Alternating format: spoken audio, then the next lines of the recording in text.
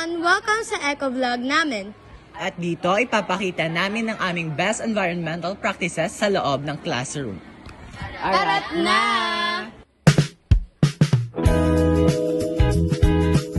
Dito makikita natin na disiplinado at matalino ang 10Earth sa kanilang pagtatapon ng basura. At makikita natin dito na meron tayong recyclable, non-biodegradable at biodegradable na senyales ng matalino at mahusay na pagsesegregate.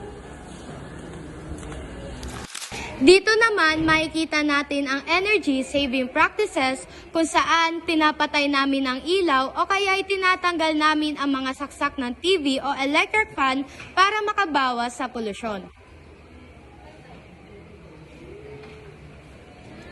Mas ginagamit din namin ang natural light o ang sinag ng araw dahil bukod sa ito ay nakakatipid, mas maganda ito sa ating kalusugan.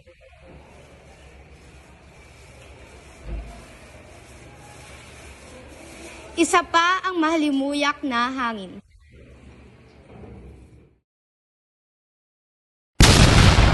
Dito, makikita natin ang matalino at madiskarteng paraan ng 10Earth sa kanilang pagre-recycle ng mga gamit. Katulad nito, ginamit nila ang used cartolina paper upang labelan ang kanilang mga basurahan.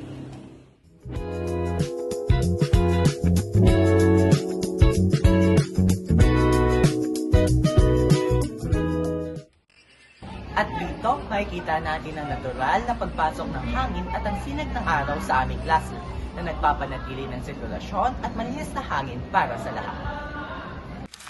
Dito makikita natin ang pagdidikit o pagpapaskil ng posters ng 10Earth upang magsilbing reminder o palatandaan na maging malinis o maging disiplinado.